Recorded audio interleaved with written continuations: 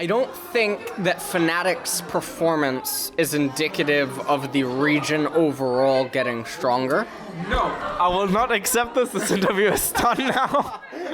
Cut the tape. Hello everyone, this is Darius from the Shotcaller. I'm joined here by LS, who's taking me around, where are we now? Incheon or Seoul? We're actually in Seoul? We're in Bupyeong. So right near Incheon, we're in between Incheon and Seoul. Oh, okay. Yeah. Fair. I mean, it's just like very huge and just millions of people living within a very tiny space. But we're here, well, I'm here for Worlds, you're here just living here, obviously. And we're here to talk about, well, one thing I wanted to ask right from the start. LS, do you think that pro players use lucid dreaming to improve their professional play? I get these questions all the time on Skype and Discord. I will wake up some days and I will just have the most ludicrous questions in the entire world. And that really took the cake. I can't. I mean, there was a tweet that was apparently made by a EU pro a couple of weeks prior to it, so I just thought it was really funny, but I don't know.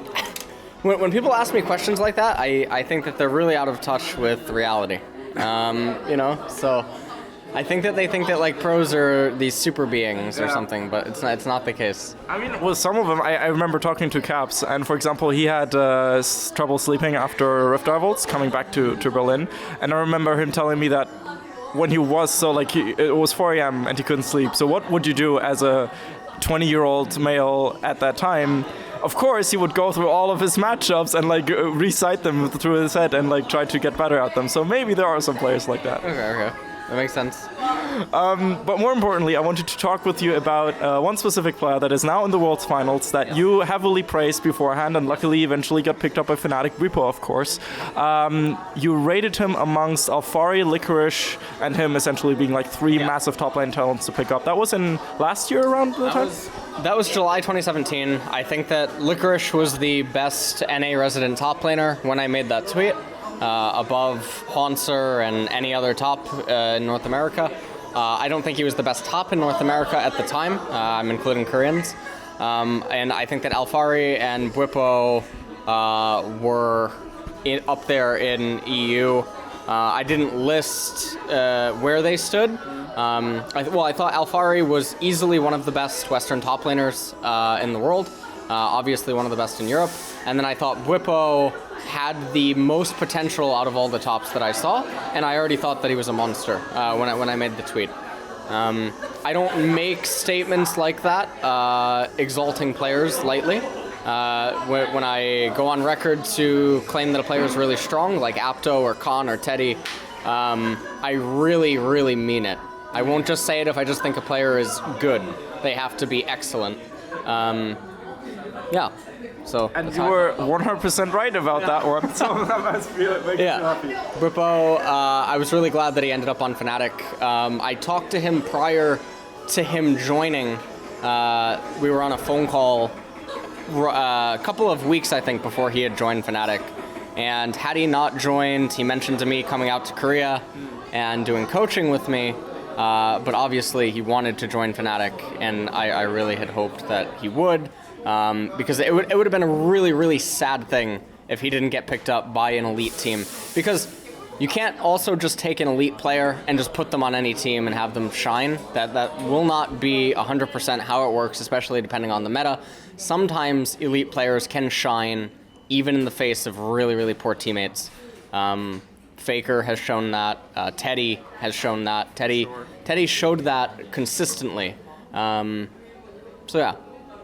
Are there any talents from EU or NA that people should have an eye out for that are similar to the level of Bwipo, Licorice, Alphari?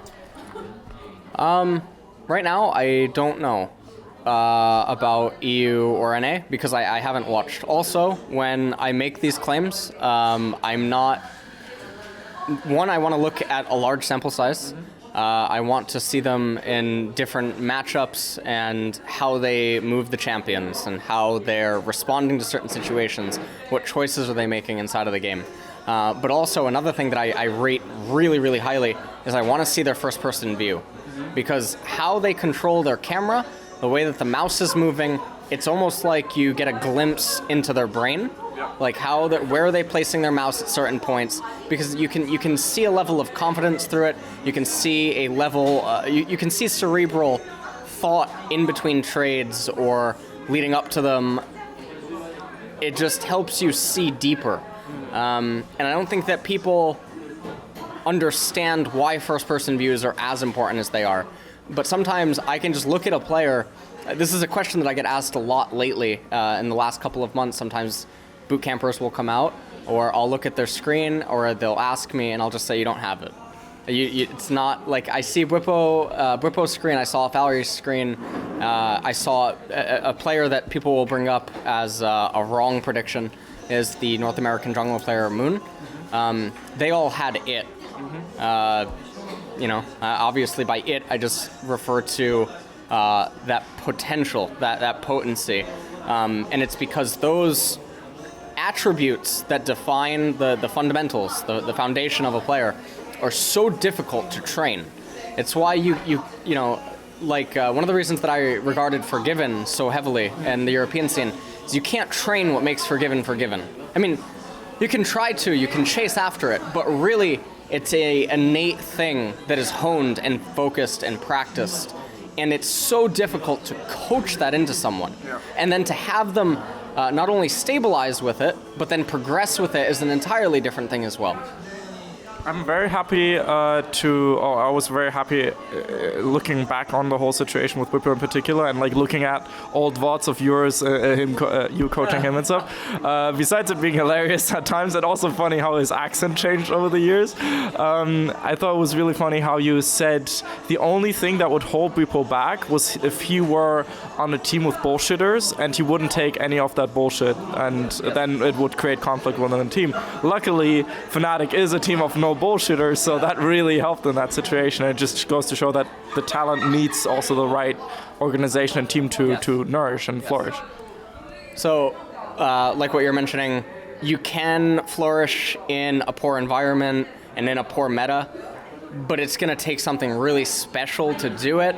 And I think that for a mid laner, a top laner, or a jungler, that's even, I think AD carry would probably be the best position to do that, because you can still just see how they fare with less gold, or what sort of opportunities they create for themselves. Top laners and mid laners, I do think, have it a little bit more rough, which is also why Faker being able to do it at certain points is such a magnificent thing to watch. But then obviously junglers, it almost doesn't matter how good of a jungler you are if your laners are just completely incompetent, because in competitive League of Legends, mid and top are 2v2 roles, and then bottom's 2.5 versus 2.5. So if you're a jungler and you don't have people inside of lanes, then there's going to be a limited amount of things that you can do unless the league is really just so many levels below you.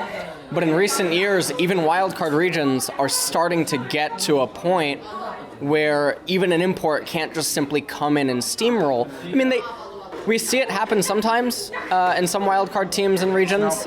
Yeah, we can see imports come in, but I think that the notion that you can just simply bring in elite powerhouse players, stick them somewhere, and have them 1v9 a league is going to die out more and more in coming years. Also, a very good example of a Korean import stomping a wild, or like helping a wildcard team to succeed is Someday, of course.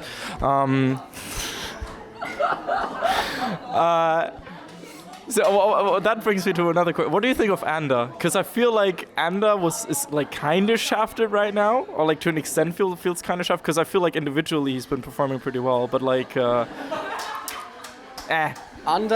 I think, has the makeup to be a phenomenal. Anda reminds, when I watch the solo queue games of Anda, I think that it's more well-rounded in a solid sense than, say, like Mike Young or another NA resident like that. I think Anda has the potential to be a really, really good player, but I don't think that he can do it through his own volition, like someone like Bwipo maybe could have. But then again, for me to assert that 100% confidently, I would have to have personal interactions with him, which I haven't, so I can't know for certain. But I do think that the seemingly the environment that he's in right now will not produce talent. Or not produce. I think that he cannot tap into it, which is really sad. I think that elite level players, because again, I do think that Anda seemingly has the fundamental makeup for someone that could be an elite level player just from watching solo queue games. You can just have that fade into nothingness if it's just completely mismanaged, which is what I think happened with the NA jungler Moon. Okay. And I think that if that happens for too long and too much time passes and they get content with wherever they are or they lose their fire, I think there's almost no coming back from that. And it's really sad because I think that we've seen it happen with other players, not just in NA, but in Europe too. And it's a really sad thing to watch happen. It's sort of like something that we were talking about a little bit prior to this interview, like Bengi. Bengi was really good at one point in his career, and then gradually he became a liability. And Reddit will tell me, or anyone that maybe watches this, that Bengi was a good player at the 2016 Worlds. He was not. Peanut lost the games, Bengi didn't win them. And Bengi is consistently like mid-diamond D1 leading up to that Worlds, with thousands and thousands of games, yes. And then he got imported and people tried to defend him, and I'm pondering why someone is being defended that does no longer have mechanical prowess. And the notion that, you know, these people are just these cerebral savants that are able to map hack the map or be omnipotent and know everything to do and where to go is ridiculous. It's a notion that I don't know why it continues to be carried out. But anyways, that aside, much like Bengi became liability, we're seeing it now with Ambition. People will defend Ambition. I think that that can end up happening, where you were really good at one point, you offer something that is not just pertaining to the role. Ambition isn't just a jungler. He's a leader, he's a voice, he's a veteran, which is able to hold things together. He's able to be glue for his team. So as long as he can play these champions inside of this role and he can cooperate with everyone, he's going to be an important factor. The second that everything around him starts falling apart, he's not strong enough to hold it together. He's exposed almost. Like as an individual player. Yeah, sure. I feel like that's a negative way to say it. When you say exposed, because I just think that it means that his time's come. And you can attribute it to things like losing passion, losing fire. I don't know if that's entirely the case because Ambition is really active, but things happen. So when we reference Europeans or NA players that used to be really good or they start progressively getting worse, it makes me sad because you have to wonder what could have been. Another European that a lot of people, I think, he gets flack for it, even though I don't think that he deserves the flack, is like Freeze. Mm-hmm. A lot of people will criticize Freeze or they will remember his H2K days and they will hold it against him. And this will speak volumes to the fact that they don't do due diligence into researching or actually looking at him. Because there's a stigma against Freeze that currently exists that shouldn't exist relative to his actual skill level or his drive. Because he was injured and then Forgiven came in. Then he didn't have a slot anymore. Didn't have a team, and now he's playing in the Turkish league. And everyone's like, oh, now he's wasted talent. Oh, Tempo Storm, right? He went to Tempo Storm. He was originally a sub to the Korean AD carry player, Revin, that was on the team. Then Freeze began getting more playtime, then Revin, and then they were swapped out interchangeably, and everything was fine. Which, of course, you know best because you were the head coach at the time. Yeah, I know best about that. But Freeze is like a phenomenal player, and this is sort of like the opposite of what I'm talking about, where players have fall from graces. Yeah. He's never reached that point. He's gotten actually better, but there's a stigma against him. Whereas these other players have gotten progressively worse, but they're regarded as good, and I don't understand. And some people will take what I'm saying as like personal attacks, but it has nothing to do with personal issues. Power of Evil can still play in EU LCS. That's fine. Power of Evil could still play in wildcard regions, which is maybe why he's in North America. But the reality is that I think import slots are reserved for a different caliber of player. Fair. Right, and we're back. I need to like think of a Batman thing, like, and then your face coming into the screen and stuff, and then coming back. You like Batman? Not a huge fan, but I always thought that was like funny to do. So I loved it when like cartoons I used to watch as a kid did that as a running gag thing, and yeah, that's why I like it. Oh, you cosplayed the Joker. That's why you're asking. Haha, very good cosplay, by the way. Thank you. Appreciate that. Okay, so we talked about Bwipo, we talked about other talents where you didn't have an answer, essentially. Are you hyped about the concept of regional leagues in EU getting stronger? Because I feel like that should grow a bigger talent pool in EU in general. So are you referring to franchising or like the national leagues? Like the national leagues. I don't follow them. I will say that it concerns me that it seemed like Diamond 1s and 2s can get in, but... Special this Diamond 2, I believe. Okay, so, I mean, that's not very impressive. Diamond 2.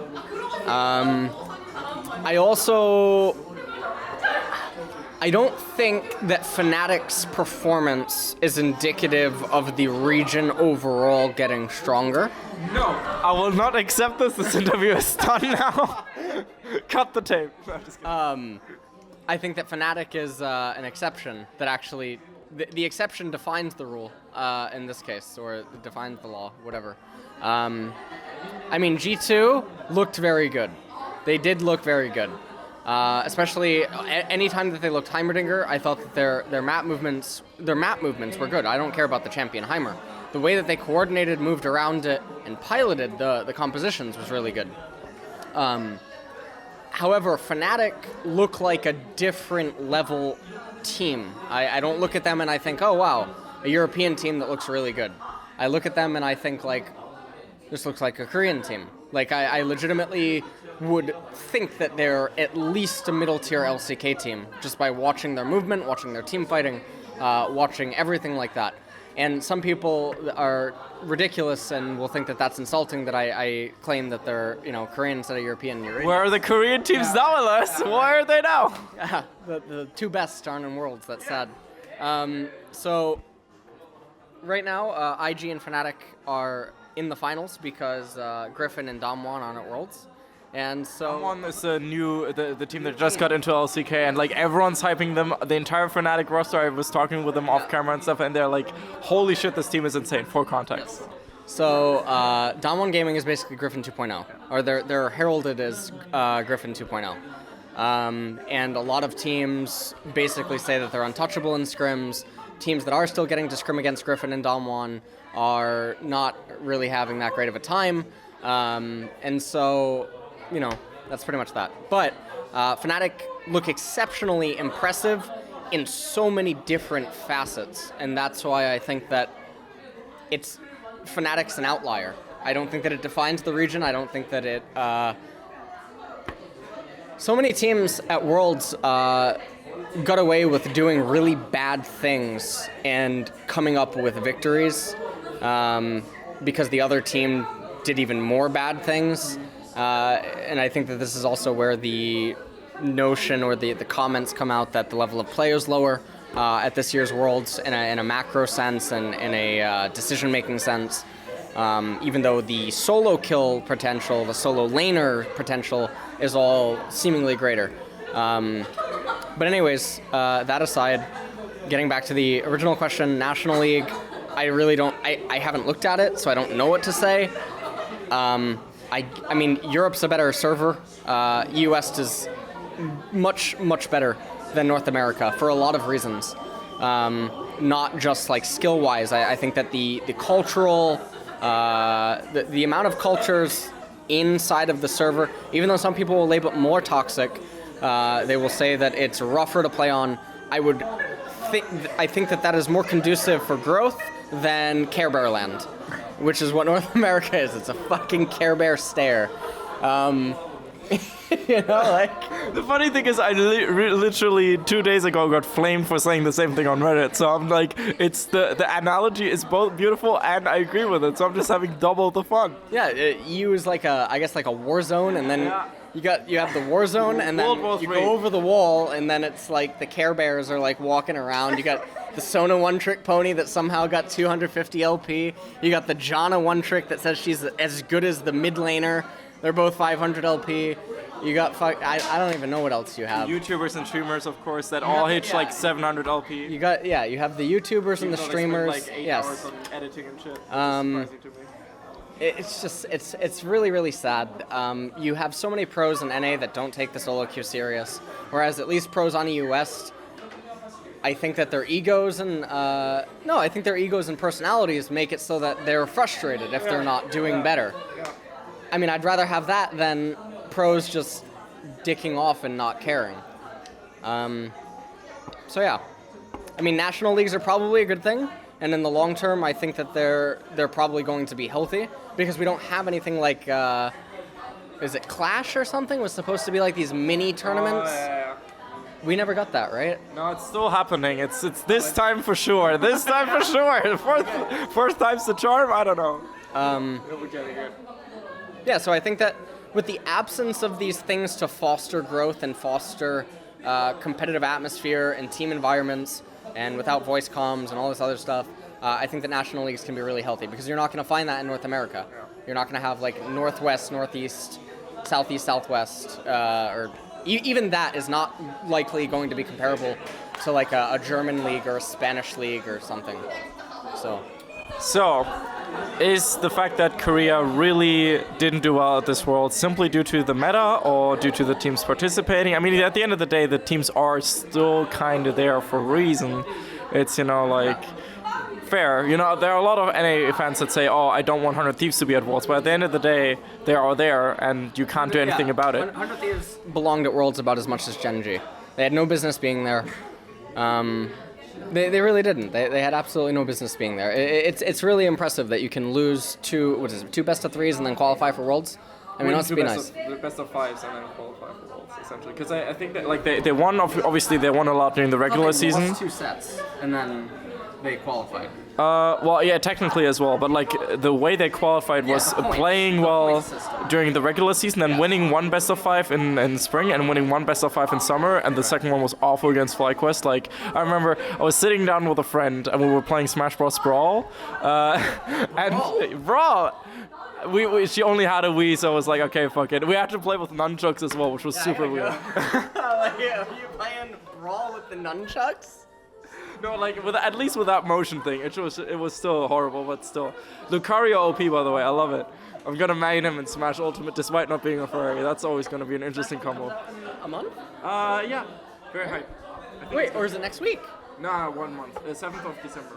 Oh, 7th of December. Okay. Next week is like Pokemon Let's Go Eevee Pikachu. Okay. Regardless, so I was playing with her, and we were playing the whole day, and we were actually getting somewhat okay-ish at getting comments and stuff. And then we tuned in to watch 100 Thieves vs. FlyQuest, and after the first game, it was so bad, and then we watched the picks and bans, and it was the exact same draft. Do you remember that? When this was like literally, they picked the same pick order, the same ban order, literally 1 for 1. Everything was the same. Who's doing that? It was so weird. Yeah. But like, FlyQuest got beaten hard, so why would you go with the exact same thing? And at that point, we were like, you know what? Us two playing Brawl is probably more of a competitive esport right now than watching that game, so we just tuned out and want to play that instead. So that's how 100 Thieves got to Worlds at the end of the day, by beating FlyQuest in summer, and then, I don't know, in spring who they beat? I think FlyQuest as well, so that's interesting for sure. Yeah, I mean, so you're referencing the Korean teams and why they faltered, and is it because of the meta? No, meta doesn't make you willingly handshake fights with 100% knowledge of what's in front of you. Pulling in Afrika. Yeah, in Afrika versus Cloud9. Just do Baron. Don't get emotional. All right, Loco. But Afrika was so, they were so bad. They were worse than bad. And it has nothing to do with the meta. It really, like, this notion that champion picks is making these players seemingly have brain damage or something when it comes to certain decision makings is preposterous. It's actually ridiculous.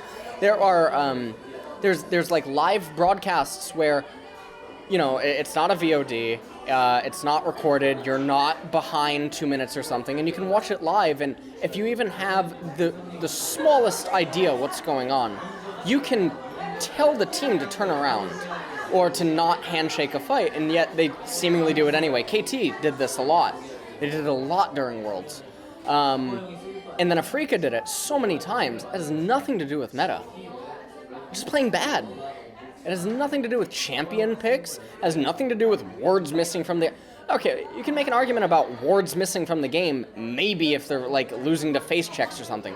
But when they're staring the opponent down with 100% vision and can see everyone, and they're still willingly taking bad angled fights or improper timing fights, or they're missing timing attacks, it has nothing to do with meta. You're just bad. Nice. That's... Korean teams all sucked. I mean, KT is atrocious at mid and late game, and there's the rumors right now that Smeb, I guess, is supposed to be leaving. Yeah, I heard that or the Reddit rumor. I don't know if it's accurate. Right. I don't know if it's accurate. I don't think that maybe is best for the team. Their mid and late game is just so bad. There's so many missed opportunities for punishes. It's such a sloppy way of... They get the job done, but it's not clean. So they're just a bottom line type of team. You know, I have to do this, do that, etc. Bottom line. There's no refinement. There's no cleanliness. And they're fortunate that they're all such strong individual players that they get away with it, much like Team Liquid in North America. So you can be one of the sloppiest teams and still find success if your fundamental or your fundamental roster is so strong individually and mechanically. Afrika performed way below expectations. I think the entire tournament, not just in the Cloud9 series. Very much so in the Cloud9 series, because Afrika was in so many spots where you should be able to call the game and be like, okay, Cloud9 loses. Or this game's over. Like, how does Afrika manage to lose this? They found ways. So it's really sad. And then obviously Genji didn't... Griffin died for this. And people will be like, oh, well, Genji beat Griffin. Or yeah, great. Korean team sucked. Griffin should have been at Worlds. If Griffin was at Worlds, Griffin would probably win. Griffin would probably have won Worlds, which is really sad. They could have Royal Roaded. Yeah. So for people that don't know what a Royal Road is, it's a term that Korea used to use in StarCraft 1 that defines pure rookies entering into a league and making it all the way in one shot. So you're only capable of Royal Roading if it's your first time. So let's say that Griffin goes to Worlds next year, or they win Summer and Spring and go to Worlds and win it. It's not a Royal Road. Right. Damwon can now Royal Road. Damwon's never been in the LCK. Players haven't been in the LCK. If they go to Worlds next year, they win it, it's a Royal Road. So excited about that one. So kind of like, I mean, the closest, I guess, Western example of that we had so far was Origin in 2015, since they got to semis, and like... Did they Royal Road? I mean... Got to semis. Yeah, so like that's the closest, obviously. I mean, we've had Royal Roads in... We've had Royal Roads in regional, or Misfits Royal Roaded, right? ULCS? They never won it. So. They never... Oh, they didn't win it? Okay, so I guess they got to finals in summer, but they technically were... So they got in spring, and then in summer they got into finals. In spring they got 4th place. No, they didn't. The first year they never won it. No. I think they only won it. I guess they're... I don't know if there's been a Royal Road in League. This is the type of stuff that I don't pay that much attention to. Sadly, I really don't. So one thing is, since you mentioned Afrika, I always say Africa and make it rain down the rains. So you mentioned how they always found ways, or like they were at points where you could just genuinely say, okay, this is where the game is over. I remember watching a VOD review of you where Selfie then, like, it was G2 versus RNG, and you were like, well, if you would say no names and nothing on else, I would just say, yeah, this is where the game is over, go next. And then Selfie goes, yeah, well, this is not why you're a caster anymore. And I thought that was amazing. It was when G2 still won it, right? So, like, was RNG pulling the same stuff at the end of the day? RNG... Well, no, I mean, G2 and RNG were both doing really poor things throughout the entire series. But that's also, I think, what a lot of people are talking about in terms of overall level of play. And these people come out with these whack-ass statements that it's because of, like, wards missing or all this. Wards missing has nothing to do with players seemingly forgetting how much damage their champions do, how much damage their champions can take, how to bounce certain lanes, when to rotate, and when to use slow pushes, when to freeze lanes, how to rotate around the map relative to a neutral objective. How to play the game. How to play the game is lower. And the team fighting might be better to watch. The team fighting is lower quality. You want to see really, really insane team fighting, you watch Griffin's team fighting in LCK. Or you watch historic, like, SKT, KT fights, when KT, first came out and they were the super team and whatnot. You can find really insane team fighting. It's not present at this Worlds. Everyone can freeze frame and point out massive mistakes from players going for desperate moves. It ends up working because players aren't respectful enough. Just a lot of stuff. EDG versus Fnatic, though? I didn't watch the series. Oh. I get flack for that. Right. I commented that Fnatic would 3-0 Cloud9 without watching Fnatic EDG, and people don't understand how I can arrive at that without watching Fnatic EDG. But it's because Fnatic in group stages showcase such a level of play and a stronger fundamental understanding that simply knowing that they beat EDG and what I knew of them from groups, Cloud9 never showed anything even remotely similar. So when Left Fnatic showed up with cataracts in all their eyes, I failed to believe that Cloud9 could do anything against the level of play that was showcased. I have to look up what that means, but it sounds very funny, so I'll just go with that. What about IG versus Fnatic? Though there were some great team fights there, no? Rookie in the second game, Rookie's LeBlanc game, he was overly desperate, and he was making a lot of plays, and I think that it was a testament to panic, maybe due to lack of being able to trust teammates, or worrying about what was happening at that current stage. To an extent is warranted. Yes. And Ning was playing super, super bad. In both games, Jackie Love was absent. In German, in European, we call it Turbo Int. Okay. What's that? Turbo Int. Oh, Turbo Int. Okay. So there were two players that were playing so poorly, and I think it's actually skewing people's perception of what the finals is likely to be like. I think that those two games are not likely to repeat themselves in the same exact manner. There were so many key moments where Broxa was able to do stuff and get away with stuff, and there was also so many key moments where Ning failed to do things, or Jackie Love failed to do things, that completely changed the entire face of the game. And I don't think that people realize that Jackie Love and Ning had opportunities to do things, simply failed to do it, rather than Fnatic made it so that they were incapable of doing it, which are two different things. So, had Ning and Jackie Love not faltered, rather than Fnatic issuing some sort of a stranglehold or preventing them, we get a different picture of that series, and all of Worlds is sort of reshaped because of the seedings and whatnot. But I think IG beats Fnatic 3-1.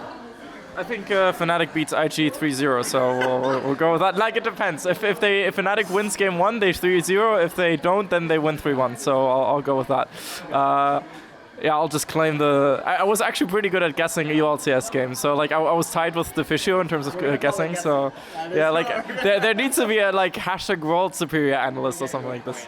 We're just gonna get you a coin. Oh, beautiful. Is Cloud9 going to semis indicative of any positive change in NA? No. That's pretty much what I expected. This is where the question is. I mean, okay, different question. I saw this on Hotline League the other day. Case, the Fnatic analyst, got invited to the show. Yeah, and he said that Cloud9 were probably the most overhyped or worst team in World Semis history. Do you agree with that statement? Like even more so than H2K, which I think H2K, like, even though they were dysfunctional as shit, but they have like such strong individual players that I think individually they would still match up decently well against, like, for example, Cloud9. H2K is like the first henchman of the Ginyu Force that year's. Like, oh, come on, man. I mean, they can beat Krillin and Yamcha, right? Yeah. But they're not really that strong. But Ginyu was pretty decent. He was a one-trick. The first members. Okay, so like the what's it called? Raccoon? Raccoon. Yeah, something like that. I don't know who the other one was. But The fastest guy in the universe, who's not fast at all. What their name was, yeah. So that's actually what H2K reminded me of. They had a very generic, one-dimensional type approach to the game, and even that they were not really that good at. What about Cloud9? Well, I'm trying to think of a lot of the semis teams. I really do think Cloud9 was quite bad. They did think I thought that was gonna be a defensive statement though. No, I do think they were really bad, like actually horrible. Like what the fuck? No, they did some things really good. Some of their players had very impressive performances. Sneaky was doing he was way exceeding my expectations in a lot of games when I was coming into the VOD reviews. Jensen did some things very good. Svenskaren had some stuff very good. Licorice was really good in a lot of cases, and then he just looks like he completely dropped the ball against Fnatic.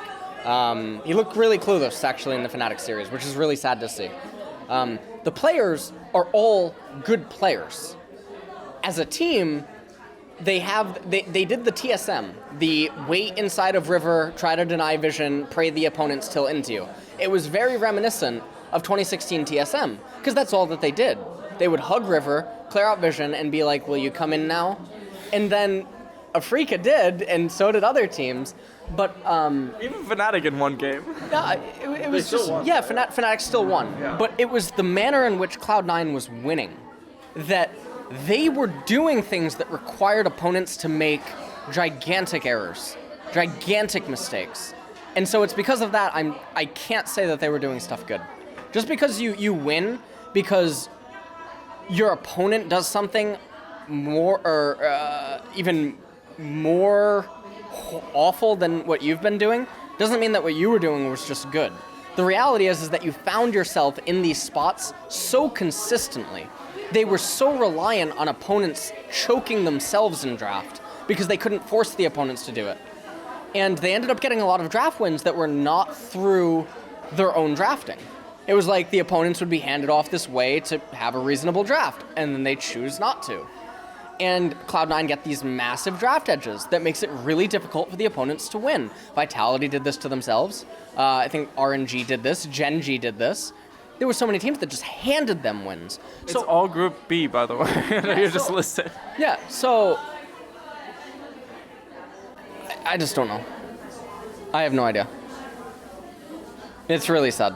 So overhyped. They were overhyped. Yeah, I mean, they improved. Team Liquid did not improve. 100 Thieves did not improve from when they first showed at Worlds. Cloud9 was improved compared to what I last saw in NALCS. Fair. They were improving, but it's not indicative of the region getting better. It's so free! The region is plagued by cultural issues that are way deeper than I think anything will be fixed in our generation. There's like a gigantic hashtag Fortnite thing blinking. No, don't get me wrong. North America can have a Fnatic team happen, right? Team Liquid or TSM or Cloud9 or one of the new orgs, they can make a deep run at Worlds. They can actually get a legitimate team that is very scary on an international stage. It doesn't change the fact that the region overall will not produce that kind of talent. You don't look at StarCraft 2 and be like, oh, look, North America has Scarlet and they have Neeb and stuff. That's great. They also have another 500 trash cans that you never reference. Doesn't matter that Scarlet and Neeb can beat Koreans and they can go up against Koreans. The reality is that Scarlet and Neeb are the exceptions that define the law, or they define the rule. So it doesn't mean that we won't have a North American team that can't be super good. Hell, we could even have two. The solo queue is plagued. the personalities are plagued with cultural problems. It's all just moldy. And for that mold to get cleared out, I don't think we see it in our generation. We will not see it. We have 20 years of esports history to back this up. It's kind of like, I don't know. In Europe, it's hard to find comparisons. I would guess like European Smashers, because we have like Leffen and we have Armada, but like... You have more than that. Really? Yeah, you have Leffen, you have Armada, you have the Sheet guy, you have, what's his name, Ice. Okay. Isn't he from Germany? Oh, is it the Melee player? Yeah, Melee. Oh. Yeah, Melee. Yeah, fair. I mean, there's other Europeans, I'm sure, that are good. Like, yes, North America has Mango and they have Mewtwo. I mean, South America as well is super good at Smash. Yeah, I mean, there's a lot of Melee players. You gotta also look at like, Melee. I don't think is as big in Europe. But also like Smash 4 I was talking about, like, I mean, you have a lot of Latin America. Okay, I mean, that was like dominated by South American players, interestingly enough. Zero. So. I mean, Zero is amazing. I mean, he's from South America, but he's North America. Like, yeah, we have a lot of those. Yeah. Like Anti, for example, is technically from Mexico, but is technically American, so, you know. Yeah, some of those. Yeah, I don't know enough about Smash to comment. But North America, some people will reference, oh, well, they're really good at these games, and then they'll say like, Mortal Kombat, or they'll say these games that no other regions care about. Well, that's great. Call of Duty. Imagine bragging about a gold, a first place trophy when you're the only person competing. Like, that's a Call of Duty. Shooters, console games that no other region touches. But then they'll ignore Tekken, where Asia will shove their... Korea in particular. Yeah, Korea. I mean Street Fighter as well. Like Street Japan. Fighter, too. Street Even Fighter. Though, like, to be fair, I mean... There's other countries. They have, like, Sonic Fox, who's actually insane at some of these games, and, like, he was American and is able to go up against, like, Japanese and Korean players in those. Has he ever gone against Tekken and Street Fighter? No, he doesn't play Tekken, but he plays Street Fighter really well. No, does he? Was it? I'm pretty sure. I don't think he plays Street Fighter. Which game is it then? So he's really good at Fighter Z? Yeah, he's really good at Dragon Ball Z. He's really good at Mortal Kombat. I think that's where I first heard about him, Mortal Kombat. Fair. But I'm pretty sure he plays Street Fighter. Okay. And I'm pretty sure, like, was it a British guy that won Street Fighter Evo this year? Like, it was a blowout for Japanese esports this year. That's what I gathered from, like, reading up stuff. Anyway, fun fact about that, like, Europe always prided themselves on being the best at FIFA. Because it's, like, of course, yeah, I mean... We're Europe. We're good at football, right? But then this year a Saudi Arabian guy won it, and last year as well. So that's interesting, interesting development. So let's just talk a bit about you, because I mean you've been like under the radar, just like doing your Twitch and doing your YouTube and that kind of stuff, and people being very entertained of you flaming everyone. What can we expect from you in the future? So right now, I actually just got an ID that was given back, or not given back. I was granted a ID, which is actually a really, really big deal, because some people that might have been following me for the last month and a half. So you get the account finally? Yeah, I finally have another League of Legends ID. Really, that's actually really, really, really big to me. It's super, super important, and I'm really like grateful that Riot pulled through with helping out. Riot Zephyr, I hope that I'm saying that right, in particular. Was like a guardian angel through the whole process, and it really means a lot. So finally going to be able to get to play solo queue again for the first time in almost 2 months. So I probably start actually streaming more again because I have something else to do. I still do the VOD reviews. I probably resume public coaching soon after Worlds, and then some NA, EU, and Korean teams even have reached out, but off season hasn't really fully started yet. So I have no idea what will end up happening, but as for like desire to go anywhere, I would only go to North America or Korea, because they're both, I mean, I'm an American citizen, but Korea's my home. So but we have the EU talent. Sometimes. I don't have that visa, and I don't want to. It's easy. I know it is easy, it is. But I don't have any emotional connections. Fair. And if I'm not emotionally invested in something, I can't give it my all. Maybe you should just try. Hello? I mean, I went here and... It's like love. If you force it, it's not going to be good. Yeah, you have to try it sometimes, you know? It's like high school, though. If you just I don't have to try it when there's still other fish that I can, I can go after. So I don't have to try that. It's not my only option. Okay. So. Right. I was always wondering your time at Tempo Storm. Like, I always was a huge Tempo Storm fan in general. Like, starting with Hearthstone, but then venturing into other titles. Signing Freeze. I was really happy about that. Signing Selfie. What was that time like for you, personally? Tempo Storm was really short. I don't think people realize that. I effectively only coached the team for 6.5 weeks, something like that. What? Yeah, it was like 6.5 weeks, I think. Because the split ended in July. Everything ended in July. And I started in June. I thought you were since the start there. No, I mean, I was there, but the whole roster and everything didn't get finalized until the end of May, like right before the first week or something. Stuff was a little, like, I mean, my experience with the team was very short. My experience with the org, though, is the best I've ever had in esports. Reynad, so I've been in esports 13 years. I've met a lot of managers, I've met a lot of staff, I've met a lot of so many personalities and stuff. Reynad is above and beyond, at least in my own personal interactions, the best I've ever met. And it felt really, really, really good to be a part of Tempo Storm. And even to this day, I still stream for Tempo Storm and whatnot, and I've been very vocal about. I feel very grateful for everything that Tempo did, because Reynad really took care of a lot of stuff, and he actually cares about the games, not just the paychecks that come with stuff or branding and everything. So I think that there was some different relations there that. Conversations were able to go different ways, and it was also easier to explain and get stuff through to him, whereas sometimes it can feel like you're talking to a wall with other people that don't know anything. So that was nice. So Reynad's really, really amazing. I love to hear that, because Reynad's always been one of my favorite personalities that I was only able to look at from a distance. Maybe one day I'll be able to talk to him myself. Would be very, very cool to do that. Reynoodle, good old days. Very hyped for the Bazaar. That sounds very interesting, for sure. And I like the concept art. Yes. So I'm looking forward to playing it as well, once it goes into either open beta or whatever it's going to be. Any final words for Worlds or not? No, I don't really. I can't think of anything. IG3-1. Those are not my famous last words. Those are the final words. IG3-1. So. I think IG3-1. Like, nothing to say about, hey, thanks everyone for supporting me over the past few years. Korea's great. No, okay. Follow me on twitch.tv/LSX. I think that's usually I used to end off. I've always ended off in the past with really big thanks and stuff, and I've done it so much, and I think that if people get to this point where they're listening.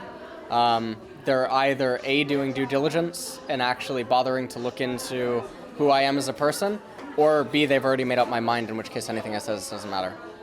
That's very fair. Yeah, I don't really, outros have sort of lost their taste for me unless I'm coming off of something emotional and I feel like something really big has just happened.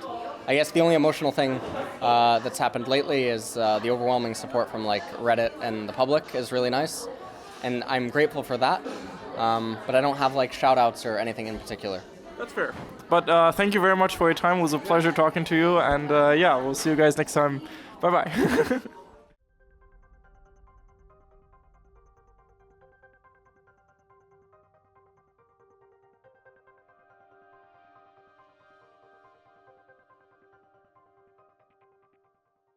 Hello everyone, this is Darius from the Shotcaller, and if you just enjoyed that interview, I highly recommend also checking out our exclusive Worlds series titled E-United. It gives you exclusive behind-the-scenes looks and looks at the stage and fans and interviews with fans and even behind-the-scenes interviews and all that kind of jazz. So if you really enjoyed this video, make sure to check that out. It's gonna be worth it 100%.